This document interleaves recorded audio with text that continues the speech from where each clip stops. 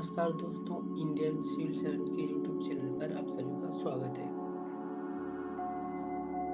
तो आज की वीडियो में हम लोग विजन आईएएस प्रीलिम्स 2024 का टेस्ट सीरीज देखने जा रहे हैं, ठीक ना। तो इस लेक्चर में हम लोग जो सो विजन आईएएस का जो प्रीलिम्स का 2024 का टेस्ट सीरीज है उसकी सॉल्यूशन को भी देखेंगे और उसके क्वेश्चन पे भी डिस्कशन करेंगे साथ में। मतलब इसमें हम लोग जो सो क्वेश्चन पर डिस्कशन तो करेंगे ही, साथ में जो सो उसके आंसर पर भी डिस्कशन करेंगे ताकि एक समझ बैठ सके कि कैसे जो सो उसका आंसर हो सकता है और क्या हो सकता है और कितनी डीप में जा सकता है, ठीक है। अगर इससे पहले आप मेरे चैनल पे पहली बार विजिट करोगे तो आप चैनल को शेयर और सब्सक्राइब कर लीजिएगा, क्योंकि इससे रिलेटेड आपको वीडियो मिलते रहेंगे। चलिए हम लोग जो सो आज की वीडियो को स्टार्ट करते हैं। और ये आज का जो हमारा वीडियो है ये हमारे हिंदी मीडियम में होगा, ठीक है। तो ये विजन आईएएस का है, प्रीलिम्स का टेस्ट सीरीज है, 2024 का है और ये हिंदी मीडियम वालों के लिए है, बट इंग्लिश मीडियम वाले भी देख सकते हैं, बट ये हम लोग डिस्कशन इसमें हिंदी मीडियम में करेंगे, ठीक ना। तो इसलिए हम लोग जल्दी से आज की वीडियो को स्टार्ट कर लेते हैं।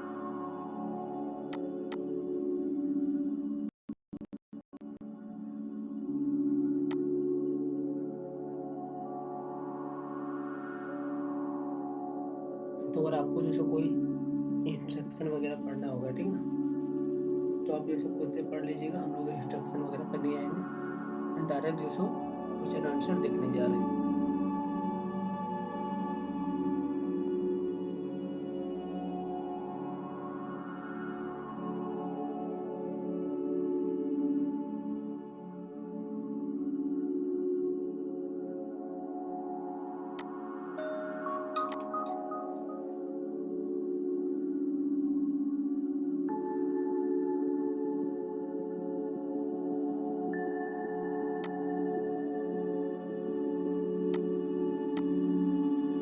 चलिए देखिए, हम लोग इस क्वेश्चन को स्टार्ट करें। तो ये हमारा पहला क्वेश्चन है यहाँ पे, ठीक ना। तो देखिए क्या बोला जा रहा है पहला क्वेश्चन में। सो यहाँ पे बोला जा रहा है कि संविधान के मूल दर्शन के संदर्भ में, ठीक ना, किसके संदर्भ में, संविधान के मूल दर्शन, ठीक ना। ध्यान रखना शब्द यहाँ पे मूल दर्शन, उसके संदर्भ में जैसे निम्नलिखित में से कौन से संविधान के कार्य, ठीक ना, मतलब दर्शन के संबंध में संविधान का कौन सा कार्य और कौन सा कार्य नहीं है वो आपको यहाँ पे छांटना है। मतलब क्वेश्चन कोई समझने का प्रयास कीजिएगा, ठीक ना, उसके बाद आंसर पे आने की कोशिश कीजिएगा, नहीं तो सॉल्व नहीं होगा। तो देखिए यहाँ पे क्या बोला कि संविधान के मूल दर्शन के संदर्भ में, ठीक ना, संविधान के आधार पे नहीं बोला जा रहा है, यहाँ पे बोला जा रहा है कि संविधान का जो मूल दर्शन है उसके संदर्भ में जो संविधान का कौन सा कार्य है, ठीक ना। अब देखिए यहाँ पे बोला जा रहा है कि पहला कथन है कि यह मूल नियमों का एक ऐसा सामुच्चय प्रदान करता है जिससे समाज के सदस्यों के बीच समन्वय बना रहे। फिर हमारा यहाँ पे दूसरा कथन है, यह निर्दिष्ट करता है कि समाज में निर्णय लेने की शक्ति किसके पास है। फिर तीसरा है कि यह सरकार द्वारा अपने नागरिकों पर लागू किए गए जाने वाले कानूनों पर कुछ सीमाएं निर्धारित करता है। फिर यहाँ बोल रहे हैं कि सही कोड का चयन करना, ठीक ना। आपको यहाँ पे सही कोड का चयन करना है इनमें से।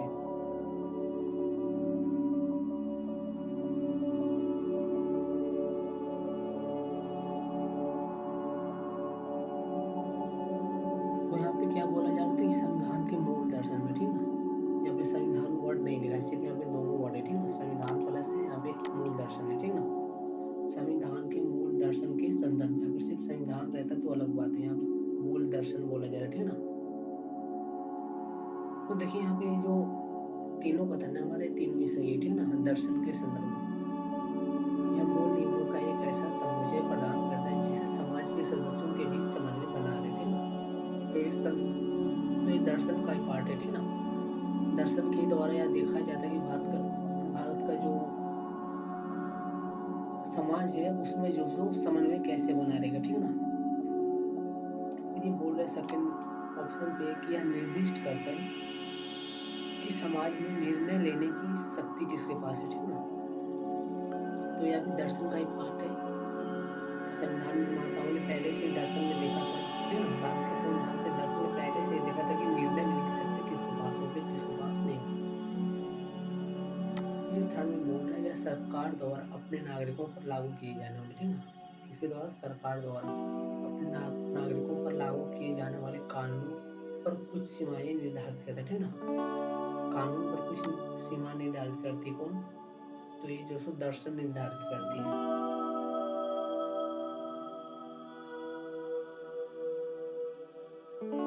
तो इस तरह से हमारा पहला का ऑप्शन जो सो डी होगा, ठीक है ना।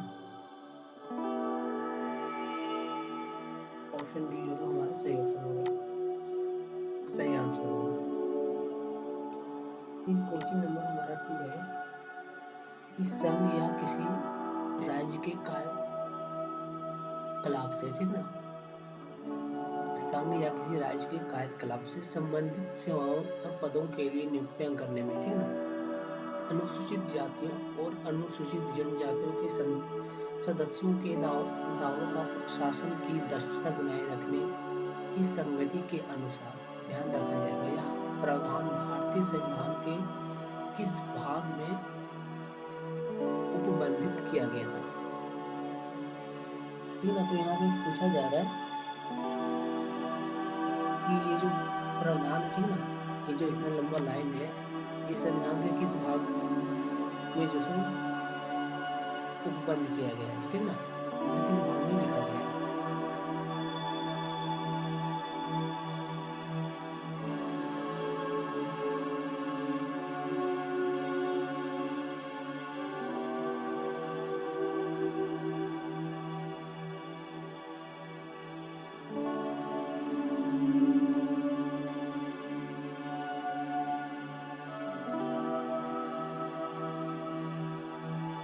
तो देखिए यहाँ पे जो इसका आंसर है, ये भाग जो सो यही होगा, ठीक है, ऑप्शन सी।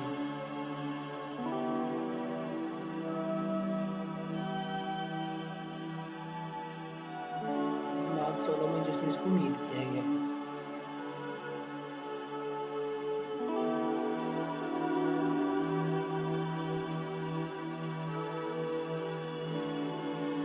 फिर आगे देखिए थर्ड नंबर पर, निम्नलिखित में से कौन से मूल अधिकारों की विशेषताएं, ठीक है, कौन से मूल अधिकारों की विशेषताएं, ठीक है। तो यहाँ पे मूल अधिकारों का विशेषता कौन है, आपको यहाँ पे चूज कर लेना है। पहला है कि ये व्यक्तिगत स्वतंत्रता और सामाजिक नियंत्रण के बीच संतुलन बनाते हैं। फिर दूसरा है, कुछ मूल अधिकार ऐसे हैं जो निजी व्यक्ति की मनमानी कार्रवाई के विरुद्ध उपलब्ध है, ठीक है। फिर तीसरा है, कुछ मूल अधिकार ऐसे हैं जो केवल नागरिकों के लिए उपलब्ध है। फिर चौथा है, सभी मूल अधिकार स्व निष्पादन होंगे, ठीक है।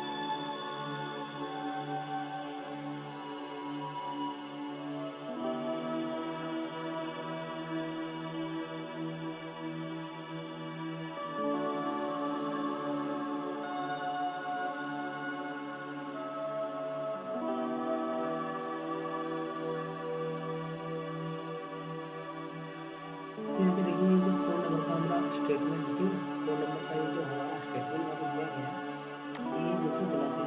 यहाँ पे बोला जा रहा है कि सभी मूल अधिकार स्व निष्पादन होंगे, ठीक है। यहाँ पे ये जो सभी वर्ड है ये गलत है, ठीक है ना। कुछ मूल अधिकार जो सो स्व निष्पादन होंगे, ठीक है, और कुछ मूल अधिकार ऐसे हैं जो कानून के द्वारा उसको लागू किया जाता है। स्व निष्पादन का मतलब अपने आप से निष्पादन होंगे, ठीक है, तो ऐसा नहीं है। कुछ मौलिक अधिकार ऐसे हैं जिसको कानून के द्वारा लागू किया जाता है। फिर तीसरा नंबर का स्टेटमेंट, जो कुछ मूल अधिकार ऐसे हैं जो केवल नागरिकों के लिए उपलब्ध है, ठीक है, मतलब इंडियन सिटीजनशिप के लिए सिर्फ उपलब्ध, विदेशों को ये जो अधिकार है वो प्राप्त नहीं है, ठीक है। जैसे कोई कोई है ना कि जैसे समानता की, ठीक है, तो नौकरी में समानता का जो अवसर होता है, ये जो सिर्फ नागरिकों को प्राप्त है। यहाँ पे दूसरा नंबर है, कुछ मौलिक अधिकार ऐसे हैं जो निजी व्यक्तियों की मनमानी कार्रवाई के विरुद्ध उपलब्ध है, ठीक है, तो ये सही है।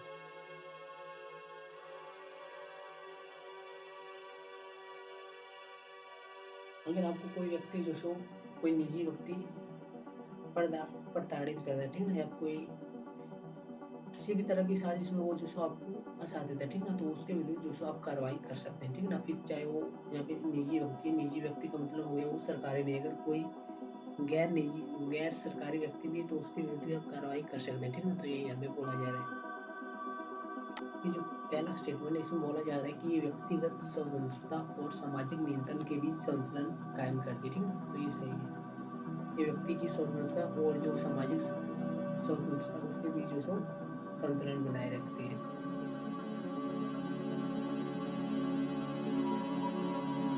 एक और नंबर का देखिए,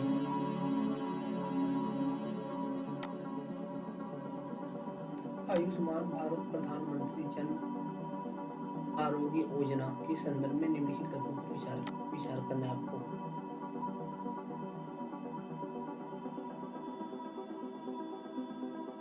यहाँ पे बोला जा रहा है यह विश्व का सबसे बड़ा सरकार द्वारा वित्त पोषित स्वास्थ्य सेवा कार्यक्रम है। फिर दूसरा बोल रहा है कि इस योजना के अंतर्गत लाभार्थियों की पहचान सामाजिक, आर्थिक और जातिगत जनगणना 2011 के आधार पर की जाएगी। फिर तीसरा है, ठीक ना, इसके कार्यान्वयन के लिए राष्ट्रीय स्वास्थ्य प्राधिकरण NHA नोडल एजेंसी है। यहाँ पे बोल रहा है कौन सी सही है।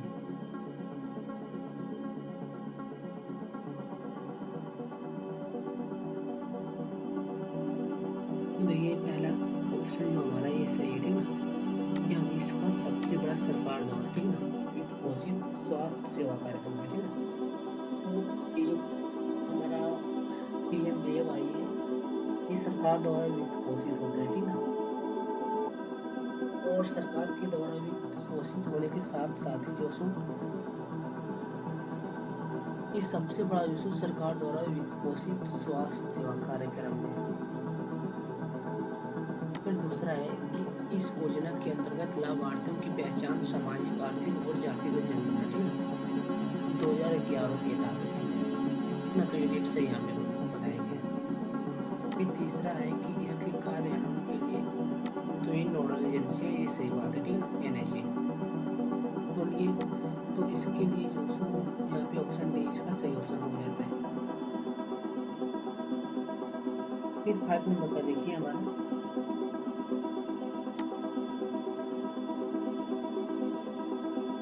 बोल रहा कि हाल ही में जारी की गई वैश्विक आर्थिक संभावना रिपोर्ट, ठीक ना, ये चीज बोल रहा है वैश्विक आर्थिक संभावना report, global economic prospect report के संदर्भ में निम्नलिखित कदमों पर विचार करना है। तो यहाँ पे बोल रहा है यह अंतरराष्ट्रीय मुद्रा कोष द्वारा जारी की जाती है, पहला कदम है, और इसे एक वर्ष में 4 बार जारी किया जाता है, ठीक ना, एक वर्ष में 1 बार जारी किया जाता है, सॉरी यहाँ पे 1 बार लिखा हुआ है, ठीक ना।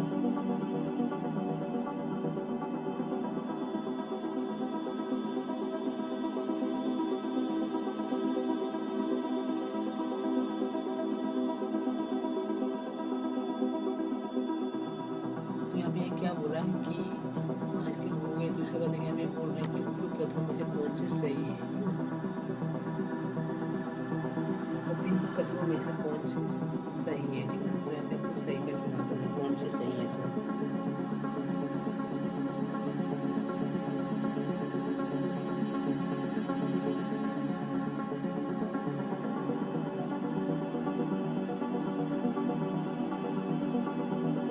तो ये जो पहला कथन हमारा है अंतरराष्ट्रीय मुद्रा कोष द्वारा जारी की जाती है, तो ये कथन जो सो गलत है, ठीक है,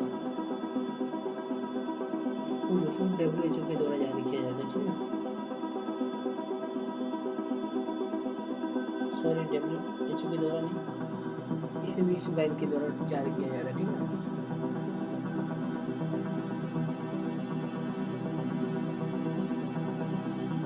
तो इसको जो सो वर्ल्ड बैंक के द्वारा जारी किया जाता है, विश्व बैंक के द्वारा जारी किया जाता है, और इसे जो सो यहाँ पे बोला जा रहा है इसे वर्ष में 1 बार जारी किया जाता है, तो ये स्टेटमेंट भी हमारा गलत है, ठीक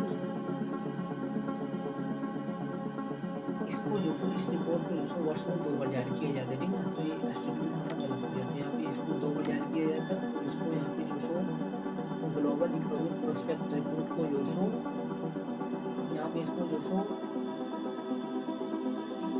सॉरी वर्ल्ड बैंक के द्वारा जारी किया जाता है। तो इसीलिए यहाँ पे इसमें बोला कि कौन सा सही है, तो एक भी सही नहीं, दो भी सही नहीं है, ये तो होगा ही नहीं। तो ऑप्शन डी यहाँ पे सही हो जाएगा, ठीक है ना तो एक और ना ही दो। फिर 6 नंबर का देखिए,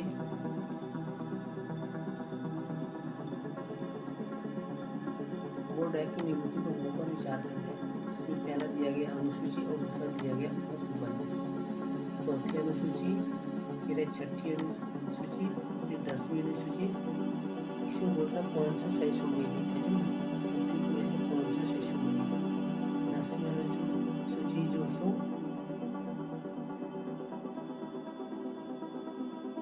तो ये बिल्कुल सही है यहाँ पे, ठीक है ना।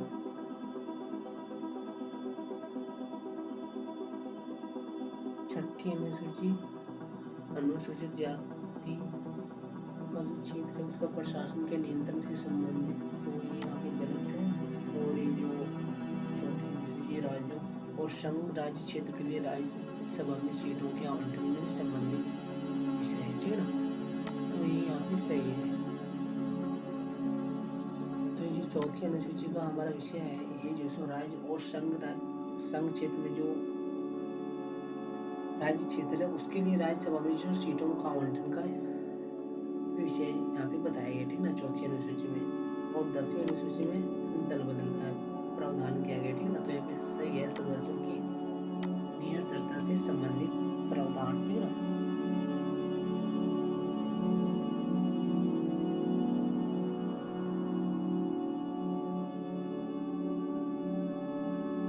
और ये छठी अनुसूची यहाँ पे बोल रहा है अनुसूचित क्षेत्र के प्रशासन और नियंत्रण से संबंधित, तो यहाँ पे एक गलत है, ठीक ना। यहाँ पे जो छठी अनुसूची हमारा है उसमें जो सो 4 राज्य का जो जनजातीय क्षेत्र है उसके प्रशासन के बारे में बताया जाता है। और जिसमें 4 राज्य हैं, पहला तो हमारा असम है, और एक है मेघालय, और तीसरा था त्रिपुरा, और चौथा मिजोरम है, ठीक ना। तो चारों जो सो वेस्ट के राज्य, ठीक ना, सॉरी वेस्ट का नहीं, ईस्ट का राज्य, ठीक ना। पूर्वोत्तर के राज्य हमारे चारों, उन चारों में जो जनजाति क्षेत्र का प्रशासन है उसके बारे में जो सो छठी अनुसूची में जिक्र किया गया है। तो यहाँ पे बोला जा रहा है कौन सा सही सुमेलित है, तो यहाँ पे देखिए 1 और 3, तो ऑप्शन ये यहाँ पे सही हो जाएगा, सी नंबर, ठीक ना। 7 नंबर देखिए,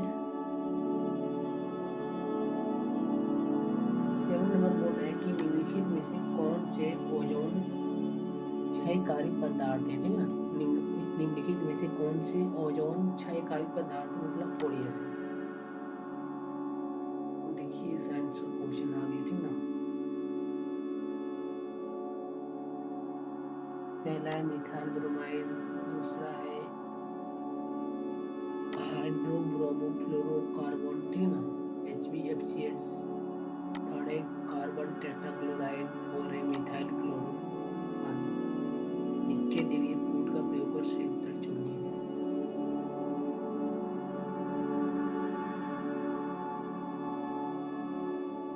तो यहाँ पे बोल रहा है कि कौन सा ओडीएस है, ठीक ना।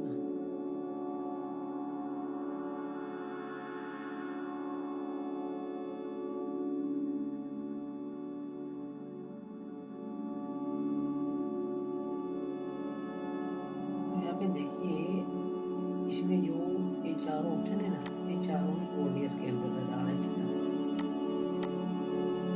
मतलब ओजोन को जो क्षय कार्य है उसके अंतर्गत आता है, ठीक ना। 7 नंबर का। फिर 8 नंबर का देखिए,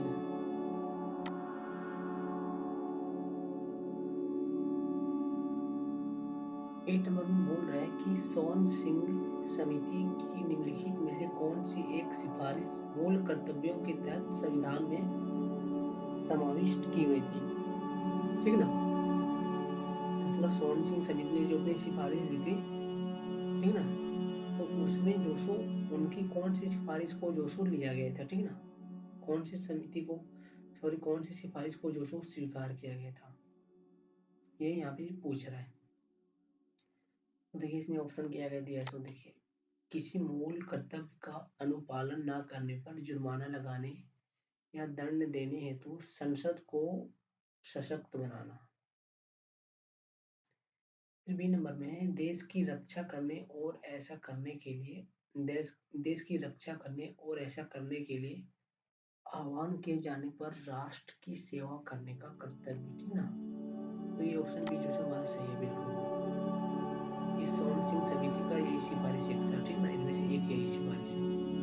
देश की रक्षा करने और ऐसा करने के लिए आह्वान किए जाने पर राष्ट्र की सेवा करने का कर्तव्य है। तो यही ऑप्शन बी इसका सही है, ठीक ना, ऑप्शन बी सही है इसका।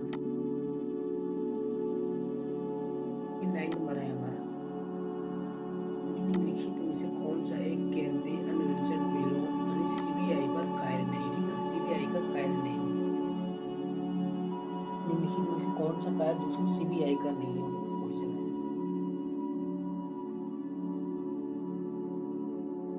पहला है केंद्र सरकार के कर्मचारियों के भ्रष्टाचार, रिश्वतखोरी और कदाचार के मामले की जांच करना।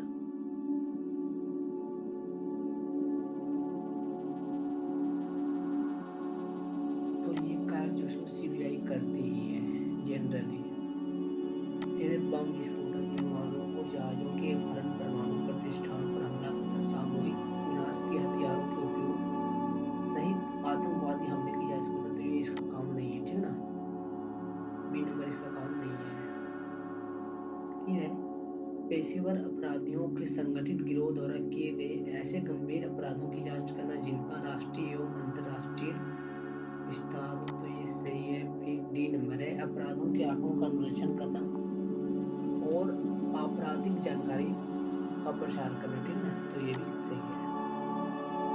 तो इस तरह से हमारा जो सो बी है वो ऑप्शन गलत हो जाता है, मतलब यहाँ पे बोल रहा है कि कौन सा कार्य नहीं, तो यही ऑप्शन है, ऑप्शन बी।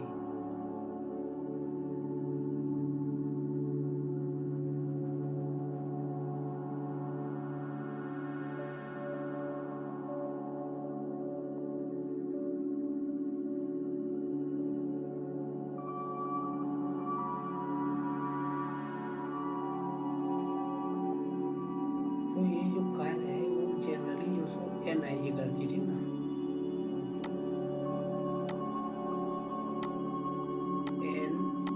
एनआईए करती है, ठीक ना, राष्ट्रीय जांच एजेंसी करती है ये काम, बी नंबर वाला काम। फिर 10 नंबर का हमारा देखिए,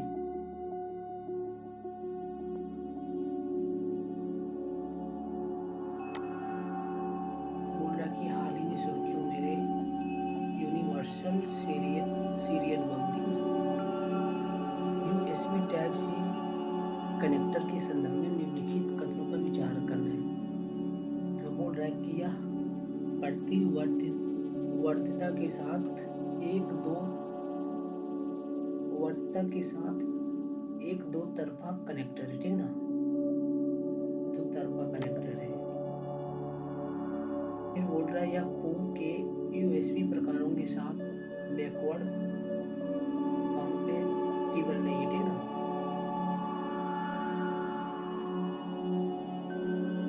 यहाँ पे हमको टाइप सी के बारे में पूछा जा रहा है, ठीक ना, वो जो चार्जर होता है ना जो नया आया है टाइप सी वाला, उसी के बारे में यहाँ पे सवाल है।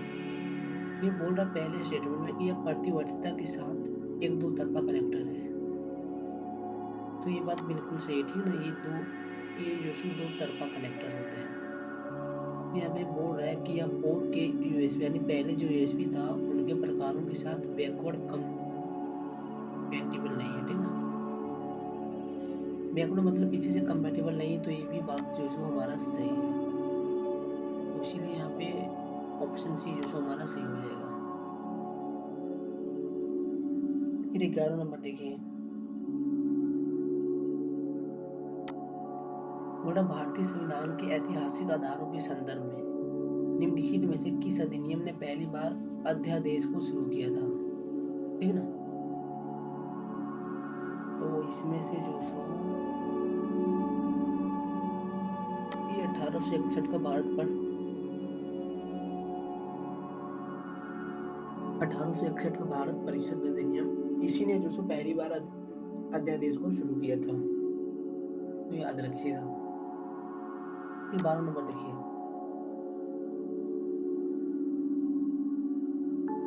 यहाँ पे बोल रहा है कि संविधान के भाग 4 में, ठीक है ना, वर्णित राज्य के नीति निर्देशक तत्व किसी भी तरह से भाग 3 द्वारा गारंटी मूल अधिकारों को निरस्त या न्यून नहीं कर सकते। दूसरी तरफ उन्हें भाग 3 में निर्धारित मूल अधिकारों के अनुरूप होना चाहिए और इनके पूरक के रूप में कार्य करना चाहिए। लेकिन संविधान संशोधन अधिनियमों को लागू करके मूल अधिकारों को संसद द्वारा संशोधित किया जा सकता है। क्या बोल रहा है कि संविधान संशोधन अधिनियमों को लागू करके मूल अधिकारों को संसद द्वारा संशोधित किया जा सकता है, तो ये सही है। फिर बोल रहा है निम्नलिखित में से किस मामले में उच्चतम न्यायालय ने अव्यवस्था दी थी।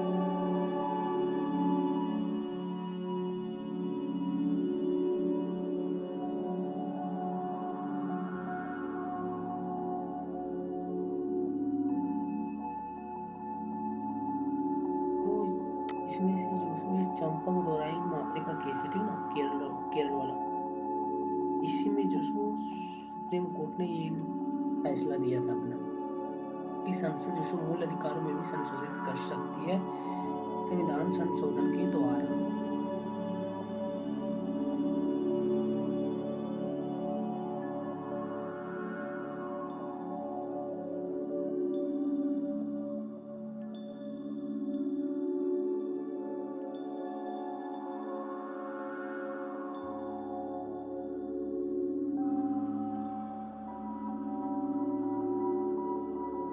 फिर 13 नंबर देखिए हमारा क्या है इसमें। 13 नंबर बोल रहा है कि भारतीय संविधान की 7वीं अनुसूची के संदर्भ में निम्नलिखित पर विचार करना है।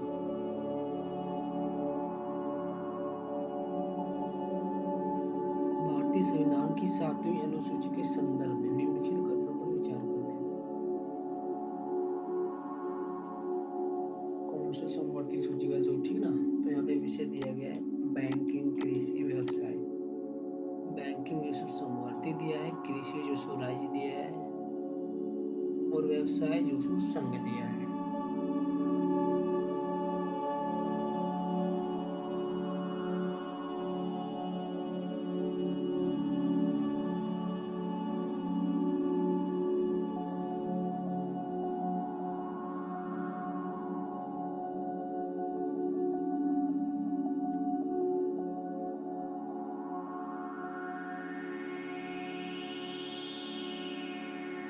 पूछ रहा है कि उपयुक्त में से कितने युग्म सही सुमेलित हैं। तो यहाँ पे देखिए जो कृषि है वो राज्य का विषय है, ठीक ना, तो इसलिए ये सही है।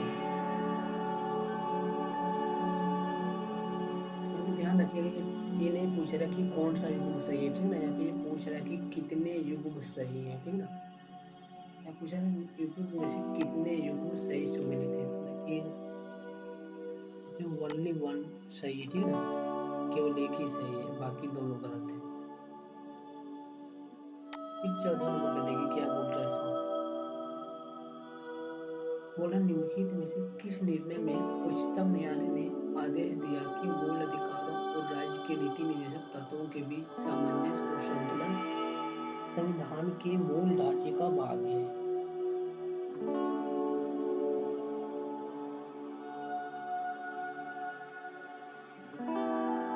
तो ये मिनरवा मिल्स में दिया था, ठीक ना।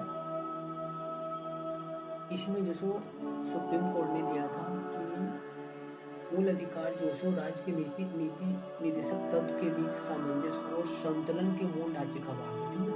आप उसको खत्म नहीं कर सकते, किसी को एक को लागू करने के लिए आप दूसरे को या फिर समाप्त नहीं कर सकते या उसमें प्रतिबंध नहीं लगा सकते। तो यही दोस्तों मिनरवा मिल्स में सुनाया था। 15 नंबर पे देखिए बोल रहा है कि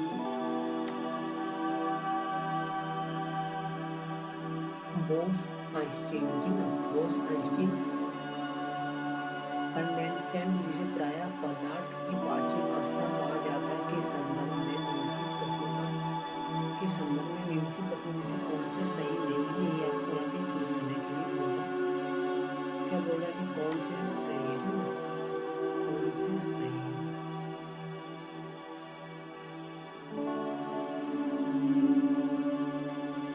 पहला बोल रहा है अल्बर्ट आइंस्टीन और भारतीय भौतिक वैज्ञानिक जगदीश चंद्र बसु ने इसके अस्तित्व की अवधारणा प्रस्तुत की थी।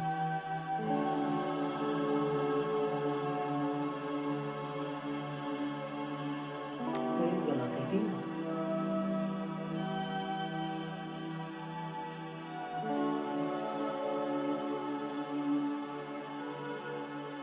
यहाँ पे दोस्तों अल्बर्ट आइंस्टीन तो ठीक है, ठीक है, लेकिन यहाँ पे ये जो जगदीश चंद्र बसु नहीं था, ठीक है। यहाँ पे दोस्तों सत्येंद्र नाथ बोस थे, ठीक है। जगदीश चंद्र बोस की जगह पे, बसु की जगह पे सत्येंद्र नाथ बोस थे।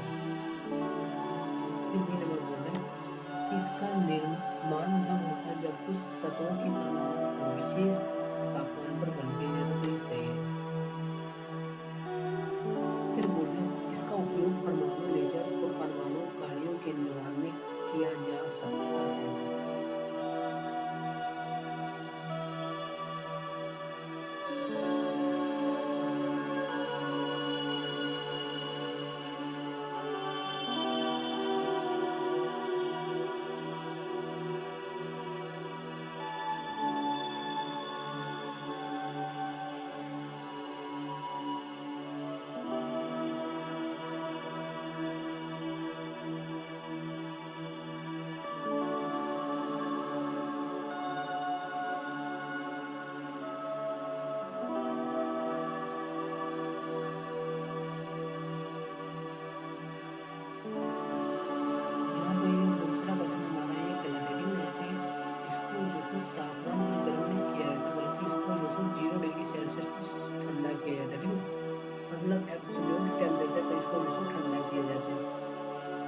यहाँ पे इसमें जो सो गर्म लिख दिया, ठीक है, तो ये गलत है।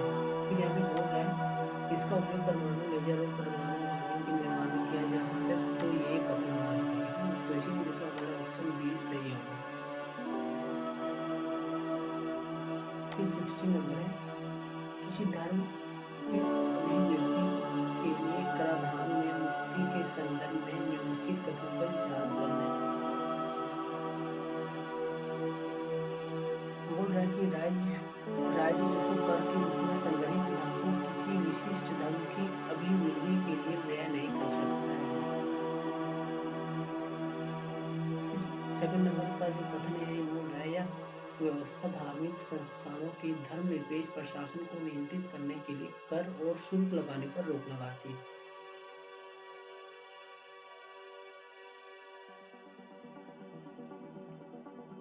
तो हमें क्या बोल रहा है राज्य जो कर के रूप में संग्रहित धन, ठीक ना, राज्य जो कर के रूप में संग्रहित धन को किसी विशिष्ट धर्म की अभिवृद्धि के लिए व्यय नहीं कर सकती, तो ये ठीक है।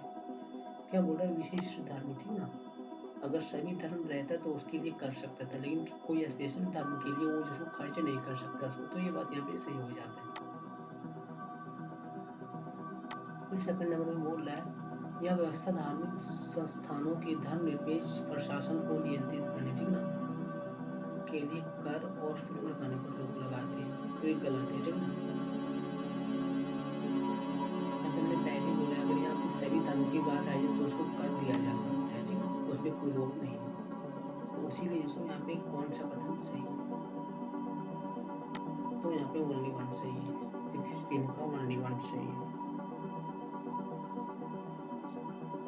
17 नंबर का देखिए बोला वित्तीय आपातकाल की घोषणा के परिणाम के संदर्भों में निम्नलिखित कथनों में से कौन सा सही, ठीक है। अब यहाँ पे देखिए वित्तीय आपातकाल की बात कर रहे हैं 360 की। पहला बोल रहा है कि जो सो केंद्र को राज्यों के वित्तीय मामले पर पूर्ण नियंत्रण प्राप्त हो जाता है।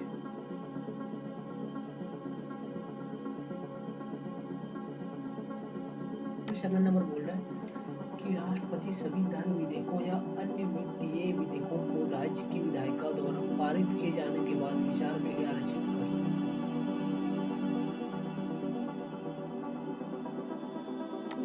फिर थर्ड में है राष्ट्रपति, उच्चतम न्यायालय और उच्च न्यायालय। ठीक है, राष्ट्रपति जो है उच्चतम न्यायालय और उच्च न्यायालय के न्यायाधीश को वेतन भत्तों कटौती के लिए निर्देश जारी कर सकता है।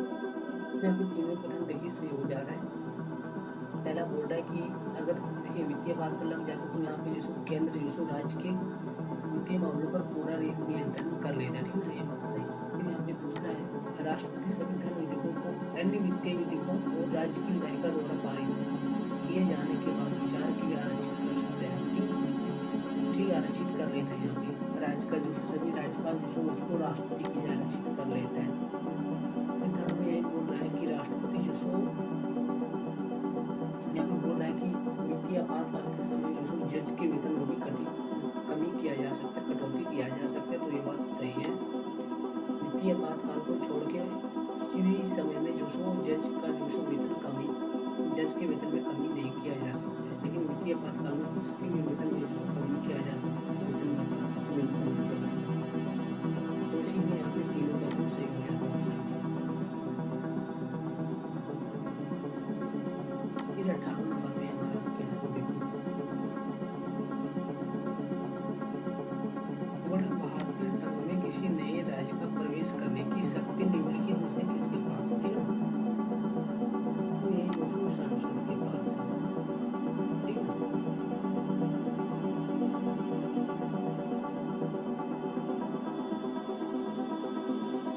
अनुच्छेद 2 और 3। ठीक ना, फिर उन्हीं से हमारा कि निम्नलिखित में से कौन से संसदीय लोकतंत्र के लाभ है? ठीक ना, संसदीय लोकतंत्र के लाभ।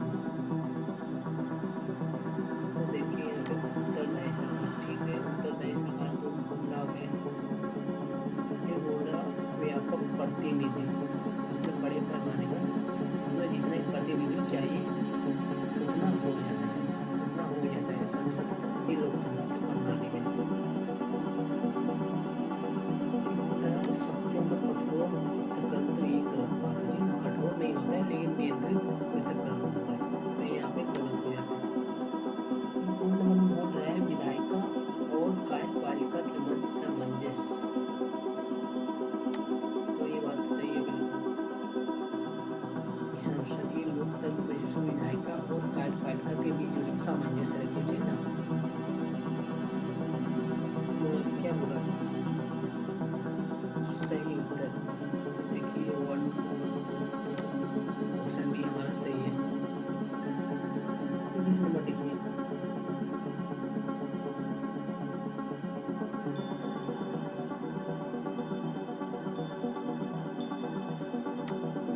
बोला कि संविधान के निम्नलिखित प्रावधानों में से कौन से राजनीतिक समता सुनिश्चित करती है? ठीक है, राजनीतिक समता सुनिश्चित करती है।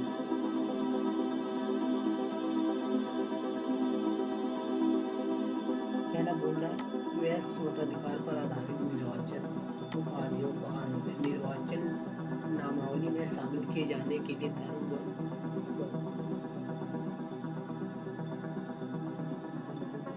या पात्रता के आधार नहीं है। ठीक है, फिर बोले सही उत्तर चुनिए।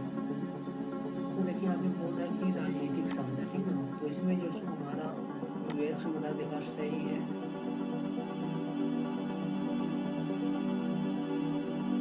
ये जो उपाधियों का अंत है इसका इसी कोई लेना देना नहीं है। जो थर्ड बोला निर्वाचन नामावली में शामिल किए जाने के बाद, तो ये भी सही है। तो इसलिए यहाँ पे देखिए हमारा कोड ये सही हो जाता है।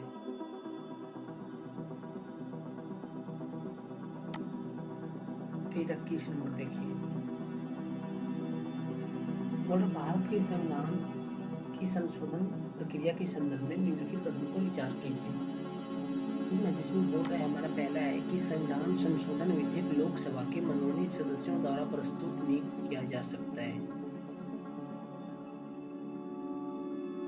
क्या बोल रहा है संविधान संशोधन विधेयक लोकसभा के मनोनीत सदस्यों द्वारा प्रस्तुत नहीं किया जा सकता है। फिर दूसरा बोल रहा है संविधान संशोधन विधेयक जो संविधान के संघीय प्रावधानों में संशोधन से संबंधित है को आधे से अधिक राज्यों के विधानमंडल द्वारा विशेष बहुमत से अनुमोदित किया जाना चाहिए। कौन से सही है, ठीक ना, कौन से सही है। क्या बोला है, संविधान संशोधन विधेयक लोकसभा के मनोनीत सदस्यों द्वारा प्रस्तुत नहीं किया जा सकता, तो यहाँ पे गलत है, ठीक ना, इसको मनोनीत सदस्य द्वारा भी प्रस्तुत किया जा सकता है। फिर दूसरा बोला संविधान संशोधन विधेयक जो संविधान के संघीय प्रावधानों में संशोधन से संबंधित है को आधे राज्यों के विधानमंडलों द्वारा विशेष बहुमत से अनुमोदित किए जाने चाहिए, ये गलत बात है, ठीक ना। यहाँ पे जो राज्य है वो साधारण बहुमत से प्रस्ताव करती है अपना, ठीक ना, सभी राज्य जो साधारण बहुमत से प्रस्ताव करती है, तो इसीलिए यहाँ पे दोनों कथन गलत हो जाते हैं हमारे।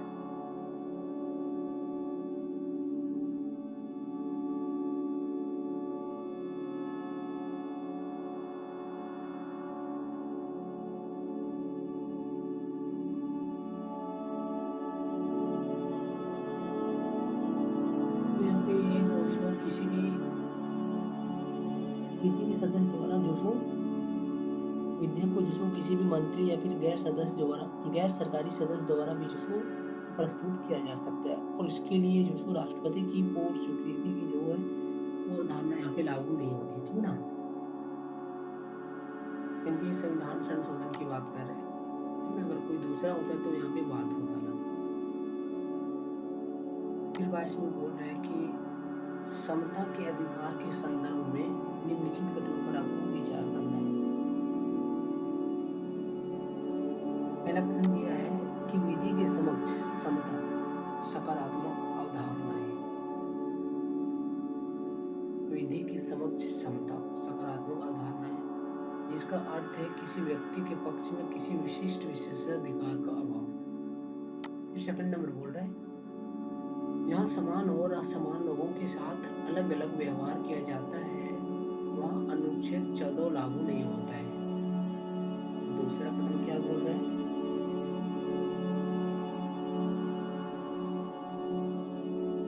कि जहाँ समान और असमान लोगों के साथ अलग अलग व्यवहार किया जाता है वहाँ अनुच्छेद 14 लागू नहीं होते, तो ये बात बिल्कुल सही है, ठीक ना। किसी नीचे लोगों को जो सो वहाँ पे जो सो पहले प्राथमिकता दिया जा सकता है, इसीलिए आप वहाँ अनुच्छेद 14 के आधार पर जो सो ये नहीं बोल सकते कि मेरा मौलिक अधिकार है कि ये मुझे भी चाहिए। पहला कथन में बोल रहा है कि विधि के समक्ष समता नकारात्मक अवधारणा है, जिसका अर्थ है किसी व्यक्ति के पक्ष में किसी विशिष्ट विशेषाधिकार का अभाव, तो ये गलत है, ठीक ना, सकारात्मक नहीं है, नकारात्मक अवधारणा है, ठीक ना।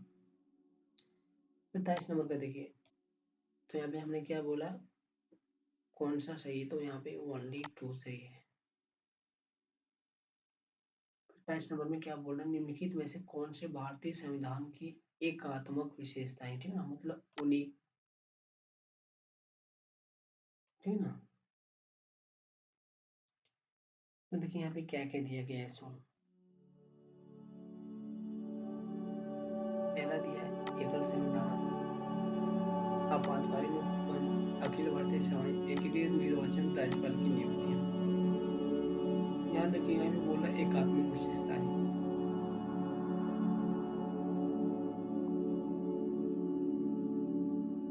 तो देखिए एकल संविधान बात का है, ठीक ना, कोई दोहरा संविधान बात का नहीं, एकल संविधान।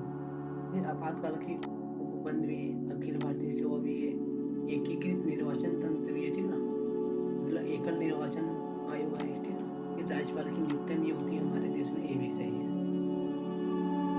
तो इसीलिए यहाँ पे ऑप्शन डी जो हमारा सही हो जाएगा।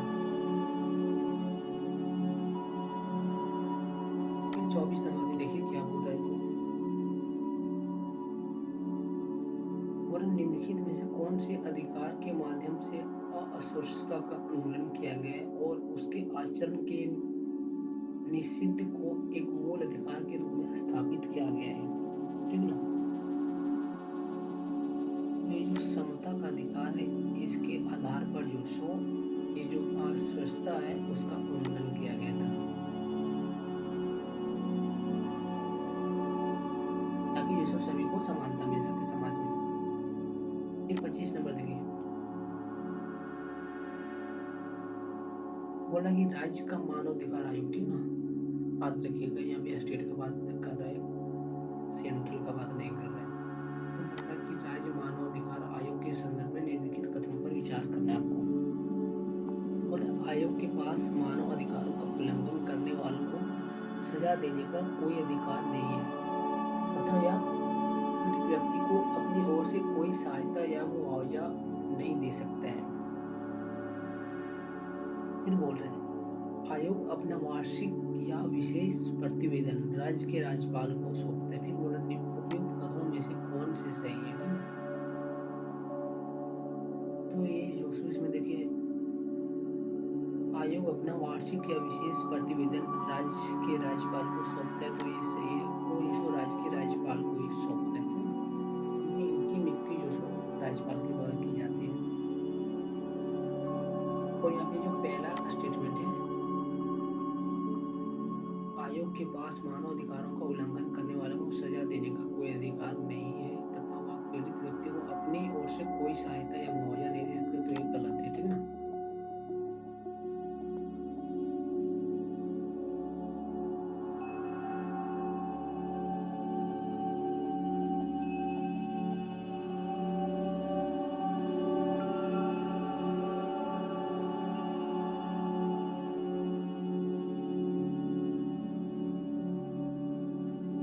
यहाँ पे क्या बोल रहा है कि उपयुक्त में से कौन से सही है, ठीक ना। लेकिन यहाँ पे क्या बोल रहा है कि अधिकार नहीं है, ठीक ना। यहाँ पे ये जो सो अधिकार जो सो है इसके पास, ठीक ना। ये अधिकार जो सो इसके पास होता है और यहाँ पे ये बोल रहा है कि नहीं है, तो इसीलिए कथन गलत हो जाता है। फिर 26 नंबर का बोल रहा है कि हाल ही में सुर्खियों में रही ज्वारीय विघटन, ठीक ना, ज्वारीय विघटन घटना का निम्नलिखित में से कौन सा सर्वोत्तम वर्णन है।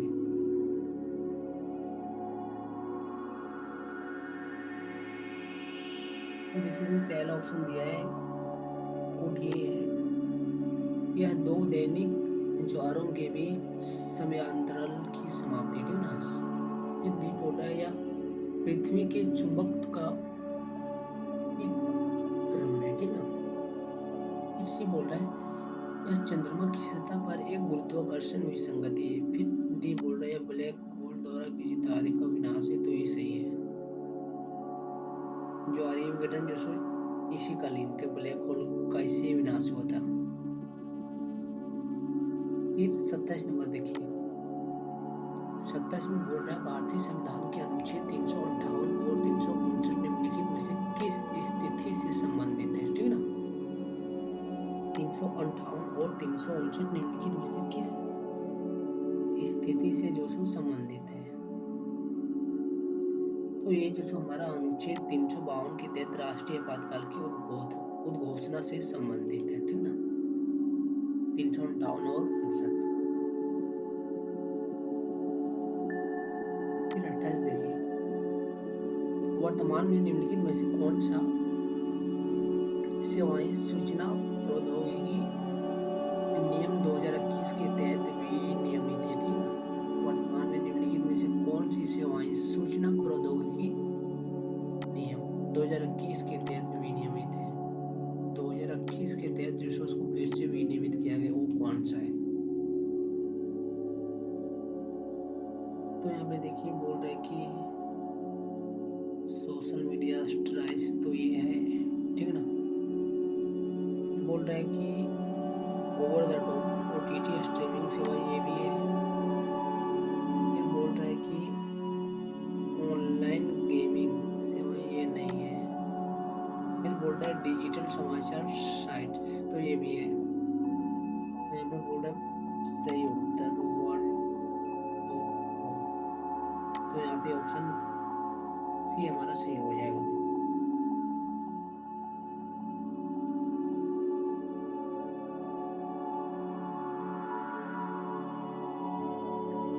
फिर 29 का देखिए,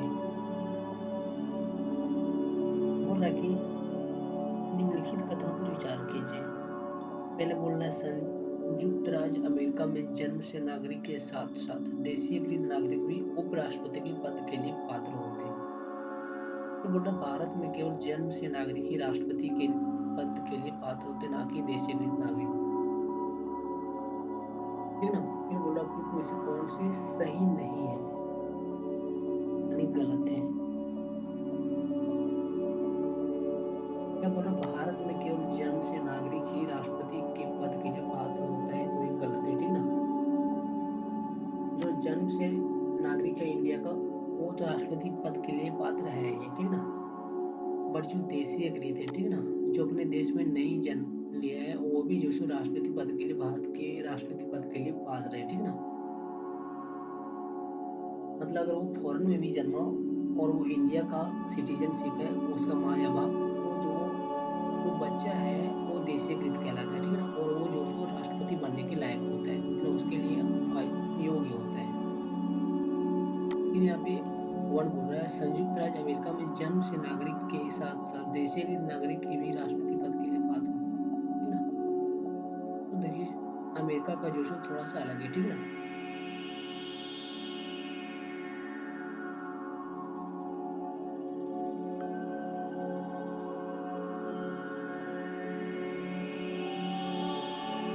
यहाँ पे जो अमेरिका का सिस्टम है वो थोड़ा अलग है। ठीक ना। यहाँ पे अमेरिका में जो सो जन्म से ही नागरिक, जो जन्म से ही अमेरिका का नागरिक है वही जो सो सिर्फ अमेरिका का राष्ट्रपति बनने के योग्य है। और कोई अगर वहाँ पे देशीकृत नागरिक अमेरिका का है तो वो जो सो राष्ट्रपति पद के लिए योग्य नहीं है। तो इसीलिए पहला कथन गलत हो जाता है और दूसरा कथन भी जो सो गलत हो जाता है, क्योंकि यहाँ पे ये बोल रहे हैं दूसरे कथन में कि भारत में केवल जन्म से नागरिक ही राष्ट्रपति पद के लिए पात्र होते हैं। बट भारत में ऐसा नहीं। भारत में जन्म से और देशीकृत दोनों जो सो योग्य है, और अमेरिका में सिर्फ जो सो जन्मजात नागरिक ही योग्य है। तो इसीलिए यहाँ पे जो सो हमारा दोनों कथन गलत हो गया, तो इसका मतलब ये दोनों सही है ना, ऑप्शन डी। फिर 30 नंबर का देखिए क्या बोल रहे हैं इसमें। बोला भारतीय संविधान के संदर्भ में मूल कर्तव्यों में से निम्नलिखित में से कथन, मूल कर्तव्यों से संबंधित निम्नलिखित कथनों पर विचार करना है। बोला मूल कर्तव्य केवल भारतीय नागरिकों तक ही सीमित है। फिर बोले 2 नंबर संविधान उनके उल्लंघन के विरुद्ध किसी भी कानूनी प्रतिबंध का प्रावधान नहीं करता है। फिर बोला उपयुक्त कथनों में से कौन से सही है। ठीक ना। तो देखिए मूल कर्तव्य जो है वो केवल भारतीय नागरिकों तक ही सीमित है, ये बात सही है। और ये संविधान है उनके उल्लंघन पर जो सो किसी भी कानूनी प्रतिबंध का प्रावधान नहीं करता, ये भी सही है। तो इसका मतलब ऑप्शन सी सही है। ठीक ना। अगर कोई भी व्यक्ति जो मूल कर्तव्य का उल्लंघन करता तो उसको जो सो संविधान दंड देने की बात नहीं करता है। और जो मूल कर्तव्य है वो सिर्फ भारतीय नागरिकों के लिए ही संविधान तक सीमित है। तो इसलिए यहाँ पे जो सो दोनों सही हो जाएगा। फिर 31 नंबर देखिए। बोला निम्नलिखित में से कौन से भारतीय संविधान के भाग 4 के तहत वर्णित मूल कर्तव्य। ठीक ना। संविधान के भाग 4 मूल कर्तव्य।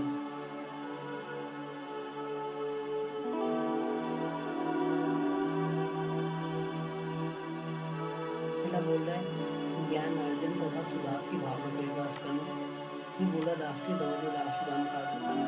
फिर बोला व्यक्तिगत और सामूहिक गतिविधियों के सभी क्षेत्रों में जो सो उत्कृष्ट की ओर बढ़ने का सतत प्रयास करना। फिर और बोला मतदान करना।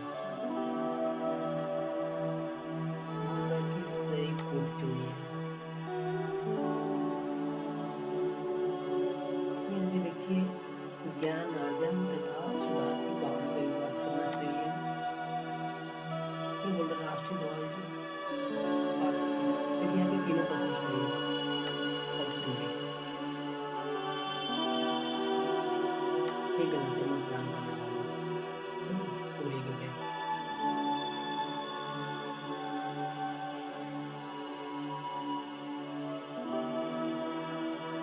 यहाँ पे मिस टाइपिंग हो गई। ठीक ना। यहाँ पे ध्यान रखिएगा, यहाँ पे 21 लिखा जाएगा। 21 सॉरी 51 ये के तहत ये जो सो मूल कर्तव्य दिए नहीं है। 51 ए में 51 ए। ठीक ना।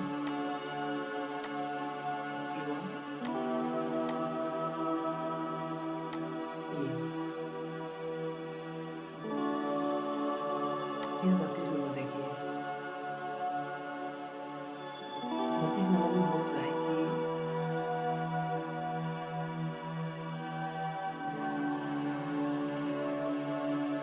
निम्नलिखित कथनों पर विचार करना, ठीक है। पहले कथन में बोल रहा है राष्ट्रीय आपातकाल की उद्घोषणा को इसके जारी होने की तिथि से 2 सप्ताह के भीतर संसद के दोनों सदनों द्वारा अनुमोदित किया जाना आवश्यक है। राष्ट्रीय आपातकाल की घोषणा, ठीक ना, कितने दिन के अंदर बोल रहा है, ये बोल रहा है होने उद्घोषणा होने की, इसके जारी होने की तिथि से 2 माह के भीतर, ठीक ना, 2 माह के भीतर संसद के दोनों सदन, ठीक ना, दोनों सदन आवश्यक है। फिर बोला यदि संसद के दोनों सदनों द्वारा इसका अनुमोदन किया जाता है तो आपातकाल 6 माह तक जारी रहता है और प्रत्येक 6 माह पर संसद के अनुमोदन द्वारा इसे अनिश्चित काल तक बढ़ाया जा सकता है। बोल रहा है उपयुक्त कथनों में से कौन से सही है, तो केवल यहाँ पे 2 सही है, ठीक ना।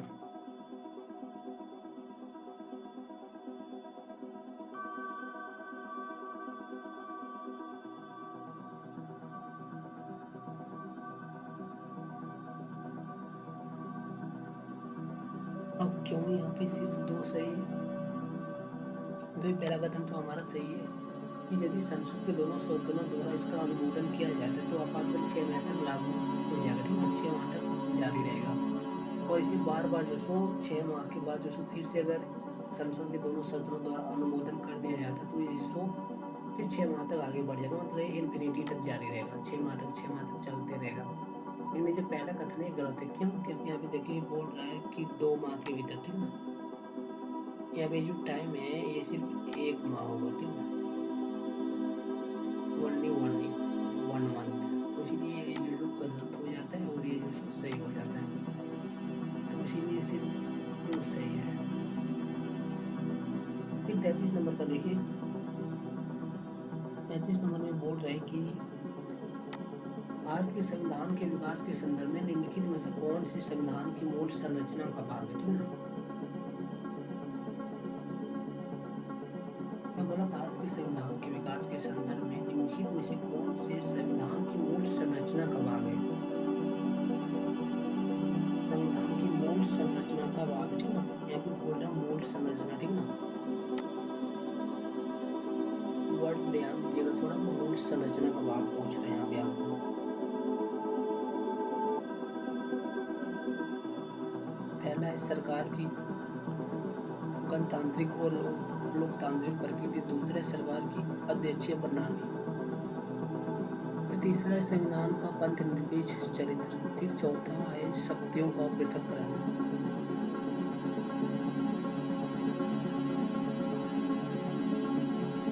तो यहाँ पे देखिए हमारा ये जो बी नंबर है ये सही हो जाएगा, ठीक है, सरकार की गणतांत्रिक और लोकतांत्रिक प्रकृति ये सही है, सरकार की अध्यक्षीय प्रणाली ये गलत है, ठीक है ना, ये नहीं होगा, संविधान का पंथ निरपेक्ष ये भी सही है और शक्तियों का पृथक्करण ये तीनों होना चाहिए हमारा यहाँ,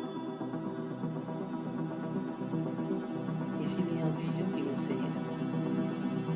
फिर 34 नंबर में पूछ रहा है कि निम्नलिखित गुणों पर जो विचार करना, पहला इधर विशेषता दिया और इधर ली गई है, ठीक ना, किधर किधर से लिए गई है।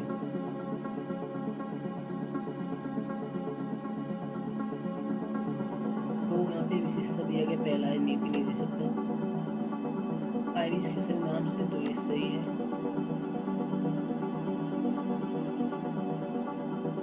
फिर दूसरा है मूल अधिकार फ्रांस के संविधान से, गलत है। फिर तीसरा संसद के दोनों सदनों की संयुक्त बैठक, तो ऑस्ट्रेलिया के संविधान से, ये भी सही है हमारा, ठीक ना।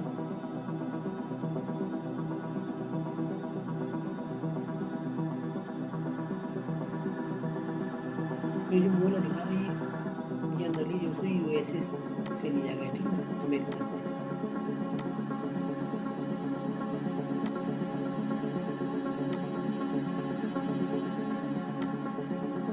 अमेरिका से ये लिया गया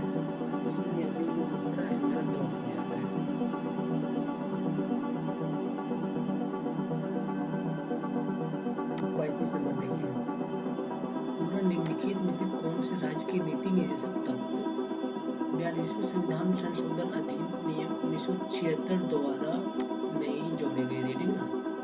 1976 द्वारा नहीं जोड़े गए थे, ये पूछा जा रहा है। ये नहीं पूछा जा रहा कि 1976 द्वारा जोड़े गए थे। तो इसमें से जो प्रारंभिक बाल्यावस्था देखभाल और सभी बच्चों को 6 वर्ष की आयु पूरी करने तक शिक्षा उपलब्ध कराना।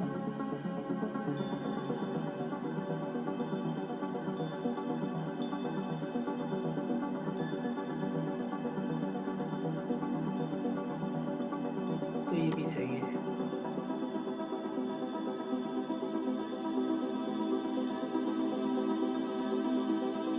फिर बोल रहा उद्योगों के प्रबंधन में श्रमिकों की भागीदारी को सुनिश्चित करने के लिए कदम उठाना। ये गलत है। फिर बोल रहा ICT सुविधाओं और अवसरों में असमानता को कम करना, ये सही है, ठीक ना? 1976 द्वारा ये दोनों जो नहीं जोड़े गए थे, ठीक ना? यहाँ पे यही पूछ रहा है कि 1976 द्वारा कौन सा नहीं जोड़ा गया था, तो ये दोनों जो 1976 द्वारा नहीं जोड़ा गया था।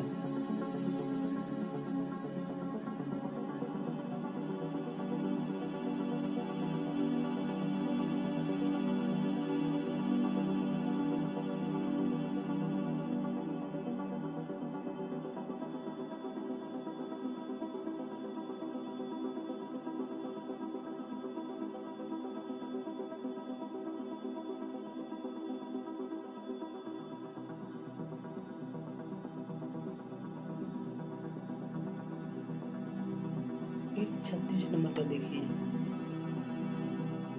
बोला भारत सरकार अधिनियम 1935 के संदर्भ में निम्नलिखित कदमों पर विचार करना होगा। और यहाँ पे आपको जो सही कथन का चुनाव करना है इनमें से।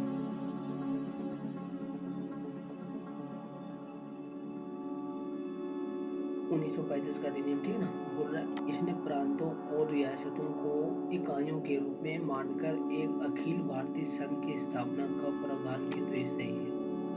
फिर बोल रहा है इसने सभी प्रांतों में द्विसदनीय व्यवस्था लागू की थी, तो ये गलत बात है, ठीक ना? इसने लागू नहीं किया था, इसीलिए केवल वन सही है।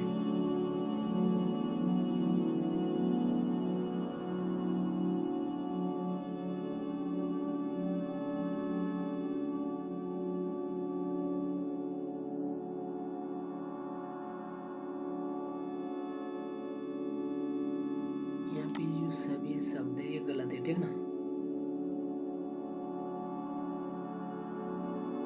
टोटल 11 प्रांत थे उस टाइम जो सो, उसमें से जो 11 में से 6 प्रांत में से इसने द्विसदनीय व्यवस्था लागू किया था, ठीक ना?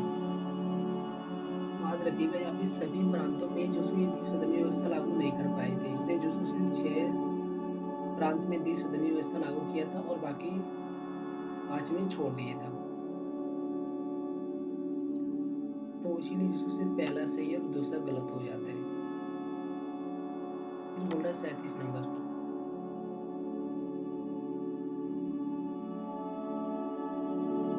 बोल रहा भारत में संवैधानिक अपकृत्य के संदर्भ में निम्नलिखित कथनों पर विचार कीजिए। भारत में संवैधानिक अपकृत्य के संदर्भ में निम्नलिखित कथनों पर विचार कीजिए।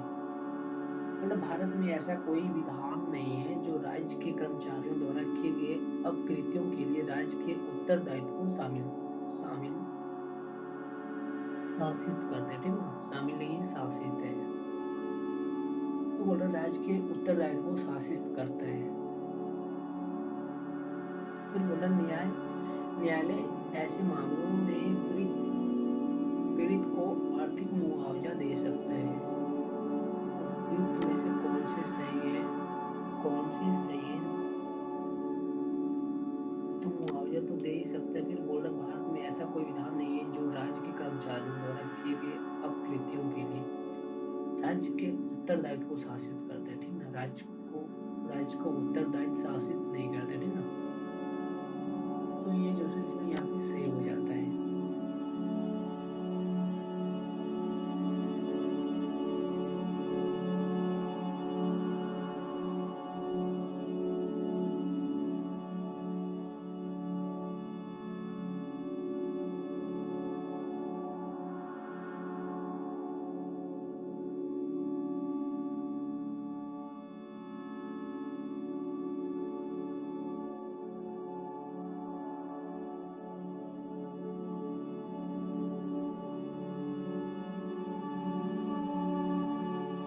इसीलिए जो सो हमारा यहाँ पे जो सो गलत हो जाता है, और इसीलिए जो सो यहाँ पे 37 नंबर का जो सो हमारा सी सही हो जाता है, ठीक ना।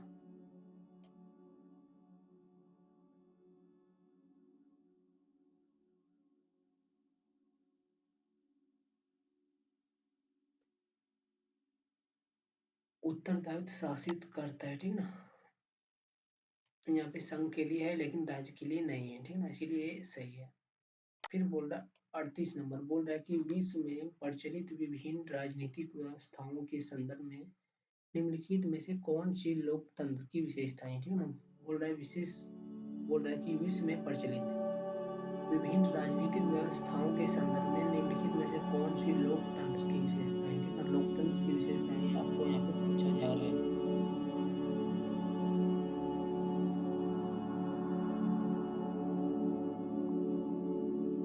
बोला लोकतंत्र में अंतिम अंतिम निर्णय लेने की शक्ति जनता द्वारा निर्वाचित लोगों में निहित होनी चाहिए, तो ये सही है। फिर बोल रहा है चुनाव में सत्तारूढ़ दल को हराने के भी निष्पक्ष अवसर होने चाहिए, ठीक ना।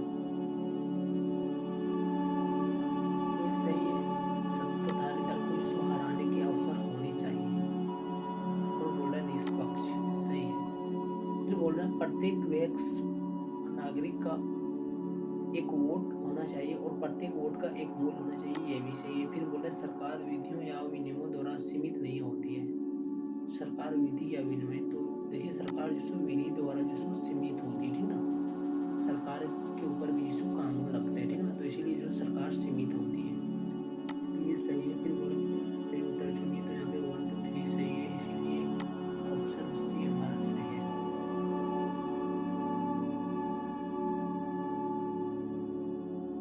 फिर देखिए 39 नंबर बोल रहा है क्या सो, बोला भारतीय संविधान में निहित राज्य के नीति निर्देशक तत्वों के तहत निम्नलिखित प्रावधान पर विचार कीजिए, ठीक ना। निम्नलिखित प्रावधानों पर विचार करना है आपको।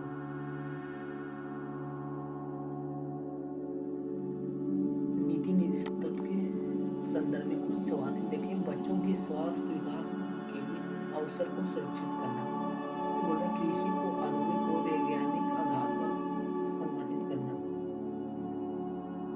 गोवध पर रोक, फिर बोल रहा है सहकारी समितियों का प्रचार। बोल रहा है उपयुक्त नीति निर्देशक तत्व में से कौन से उदारवादी बौद्धिक सिद्धांतों पर आधारित है, तो ना उदारवादी पर आधारित है।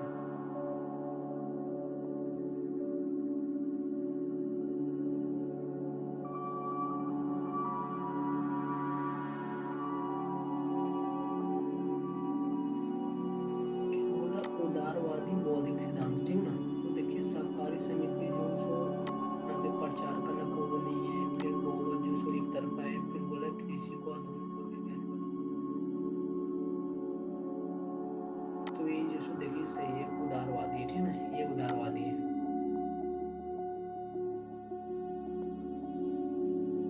तो इसीलिए यहाँ पे हमारा जो सो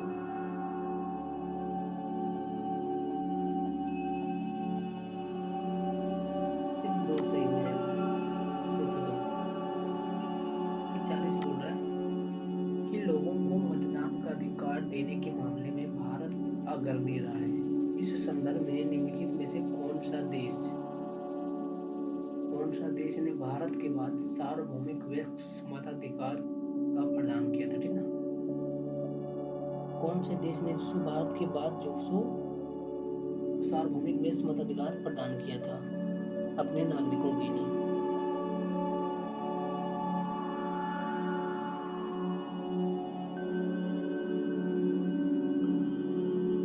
तो देखिए इसमें से जो सो ऑप्शन 1, ठीक ना, अमेरिका।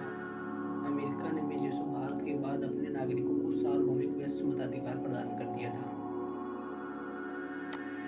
फिर 41 नंबर क्या है कि संविधान सभा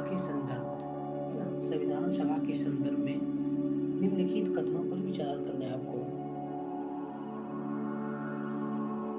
बोला जब भी संविधान सभा की बैठक विधायी निकाय के रूप में होती थी, ठीक ना, जब भी संविधान सभा की बैठक विधायी निकाय के रूप में होती थी, इसकी अध्यक्षता डॉक्टर राजेंद्र प्रसाद करते थे। फिर दूसरा बोला संविधान सभा ने राष्ट्रगान और राष्ट्रीय गीत को 1947 में अपनाया था। फिर बोल रहा है उपयुक्त में से कौन से कथन सही है? ना तो एक और ना ही दो, ठीक ना, दोनों ही गलत है हमारे यहाँ पे दोनों।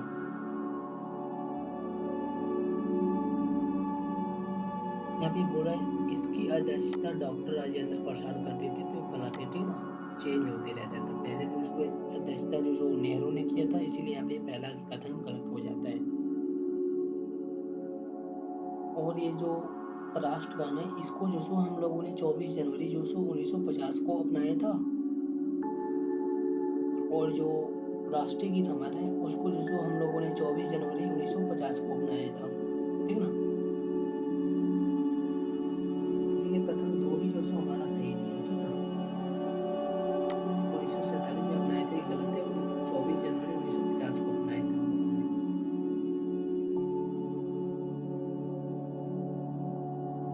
फिर 42 नंबर का देखिए, बोल रहा है राष्ट्रीय अनुसूचित जनजाति NCST के संदर्भ में निम्नलिखित कथनों पर विचार करना है। बोल रहा राष्ट्रीय अनुसूचित जनजाति आयोग के संदर्भ में निम्नलिखित कथनों पर विचार कीजिए। फिर बोल रहा है पहला स्टेटमेंट कि इस आयोग के सदस्यों की सेवा शर्तें और कार्यकाल संसद द्वारा किया जाता है, ठीक है, संसद द्वारा निर्धारित किया जाता है। फिर दूसरा बोल रहा है मूल संविधान में अनुसूचित जनजाति के लिए एक अलग राष्ट्रीय आयोग का प्रावधान नहीं था, ठीक ना। उपयुक्त में से कौन से सही है?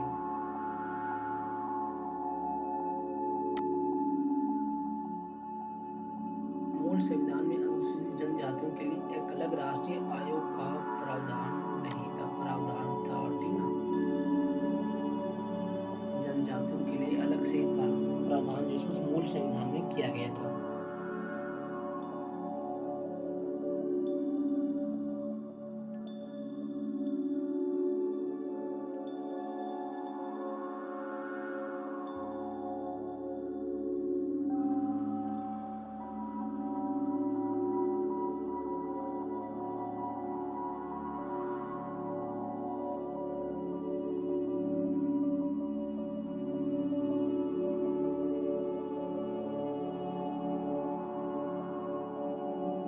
सॉरी, ये जो यहाँ पे हमारा ये जो मूल संविधान है, इसमें जो सो अनुसूचित जनजातियों के लिए अलग से राष्ट्रीय आयोग का प्रावधान नहीं था, ठीक ना। तो ये बात सही, ये जो सो संशोधन के बाद जो सो संविधान में जोड़ा गया था, ठीक ना। और इसको जो सो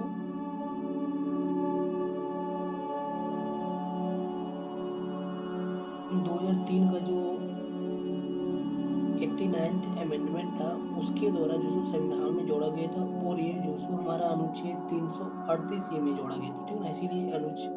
इसीलिए जो हमारा दूसरा स्टेटमेंट है सही हो जाता है। और इसके बाद जो सो 2003 में ये अमेंडमेंट हुआ और 2004 में जो सो ये अस्तित्व में आ गया था राष्ट्रीय जनजाति, इसलिए ये स्टेटमेंट सही है, ठीक ना।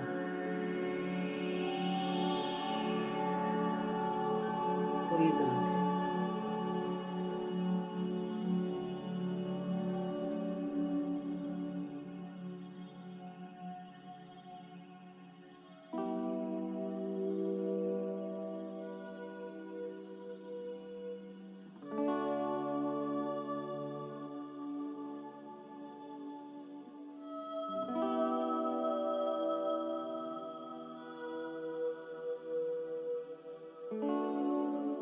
तो इसलिए यहाँ पे ये सिर्फ केवल दो सही है, ठीक ना। और ये जो हमारा पहला इसलिए गलत है क्योंकि यहाँ पे जो संसद है, यहाँ पे संसद नहीं होगा, ये राष्ट्रपति निर्धारित कर सकते हैं, ठीक ना।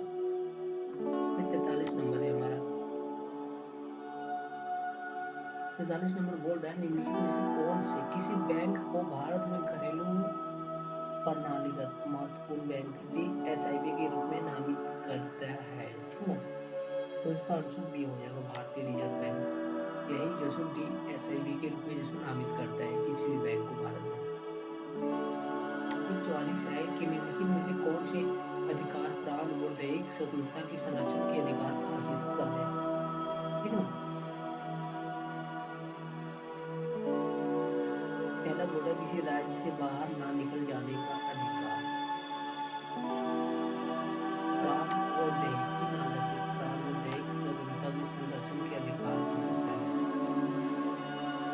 किसी राज्य से बाहर ना निकले जाने का अधिकार। फिर बोल रहा है विदेश यात्रा करने का अधिकार।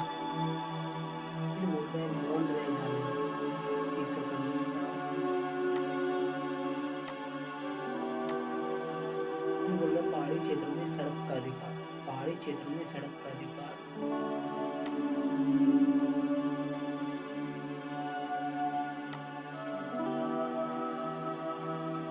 यहाँ बोला प्राण और दैहिक स्वतंत्रता के संरक्षण के अधिकार में कौन सा हिस्सा आता है? तो देखिए किसी राज्य से बाहर निकल जाने का अधिकार ये सही है।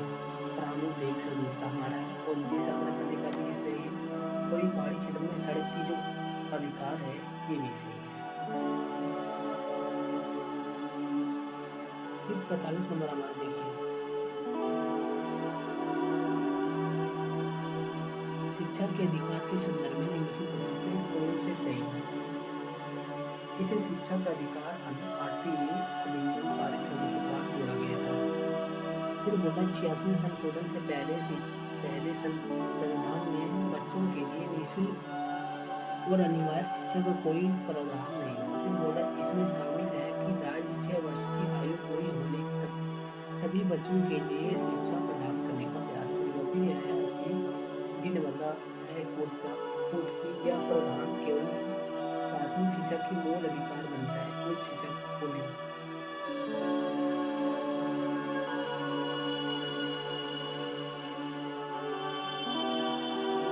यह प्रावधान केवल प्राथमिक मूल शिक्षा को मूल अधिकार बनाता है। तो ये बात सही है, ठीक ना।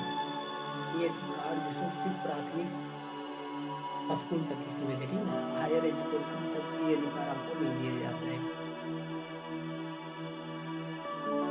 तो ये तीनों स्टेटमेंट सही है।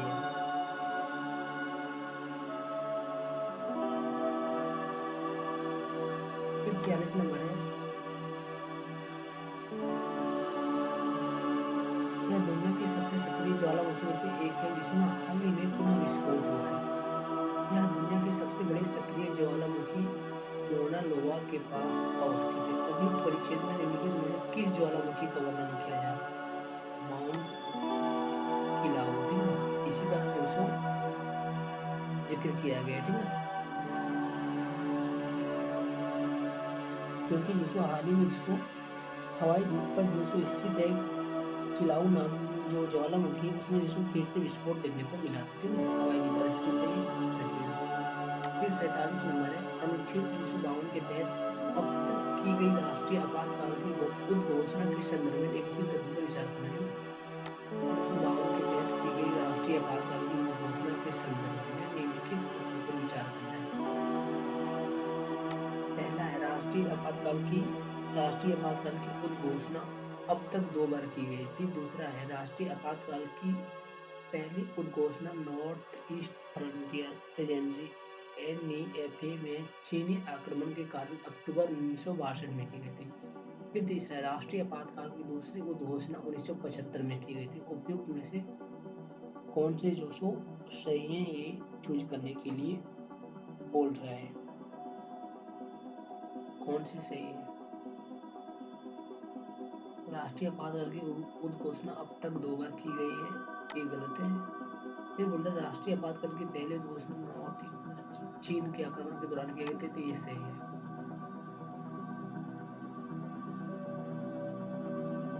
ये भी गलत है, ठीक ना। तो देखिए भारत में जो सो अब तक है 3 बार राष्ट्रीय आपातकाल की घोषणा की गई थी, जिसमें से जो सो आपका एक पहला बार जो सो 1962 में किया गया था, फिर दूसरा हमारा 1971 में और तीसरा जो सो 1975 में किया गया था। इसलिए जो सो पहला कथन हमारा सही नहीं है। फिर आगे जो सो राष्ट्रीय आपातकाल की पहली घोषणा जो है वो अक्टूबर 1962 में की गई थी, ठीक ना। इसीलिए जो सो हमारा दूसरा स्टेटमेंट सही हो जाता है। और जो राष्ट्रीय आपातकाल की दूसरी उद्घोषणा है वो जो सो शायद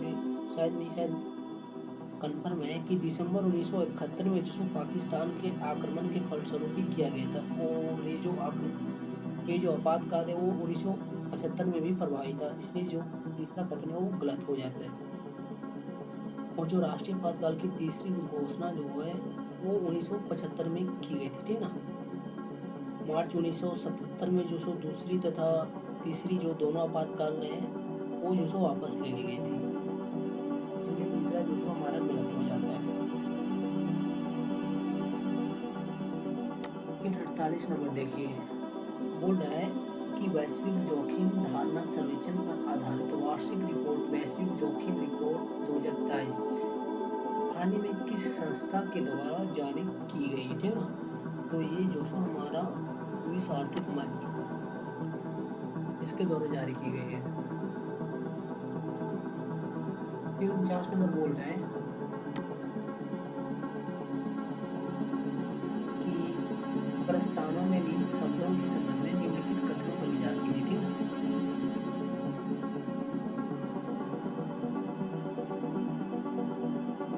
पहला बोल रहा है गणतंत्र शब्द जर्मन संविधान से लिया गया है, ठीक है।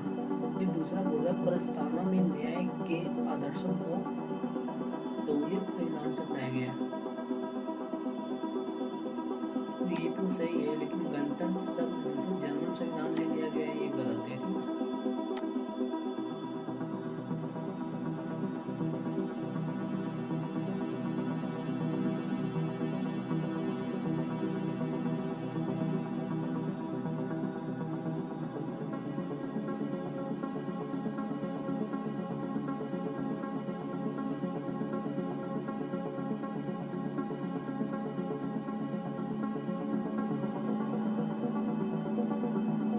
तो ये सिर्फ दूसरा सही है, बाकी जो पहला है ये हमारा गलत है। गणतंत्र शब्द जिसको फ्रांस की संविधान से लिया गया है, ठीक है। और इसी में जो और भी कुछ वर्ड थे हमारे फ्रांसीसी जो संविधान है उनसे लिए गए थे। उनमें से जो कुछ था कि पहला तो था कि गणतंत्र और स्वतंत्रता, फिर था समानता और बंधुता के आदर्शों को जो संविधान फ्रांस के संविधान से लिया गया, इसीलिए जो जर्मन है ये गलत हो जाता है। फिर 50 नंबर है, निम्नलिखित निकायों या फिर संस्थाओं में से किसी या फिर किन का लेखा परीक्षण पूर्णता और पारदर्शिता नियंत्रक एवं महालेखा परीक्षक द्वारा किया जाता है, ठीक है। ये जी द्वारा किया जाता है पूर्ण रूप से, ठीक है। क्या बोल रहे हैं कि पूर्णता और पारदर्शिता, ठीक है ना, पूर्ण रूप से और प्रत्यक्ष रूप से यानी निष्पक्ष रूप से ये जी द्वारा किया जाता है। तो भारतीय रिजर्व बैंक नहीं होगा, तो बोला तेल और प्राकृतिक गैस आयोग, तो ये सही होगा,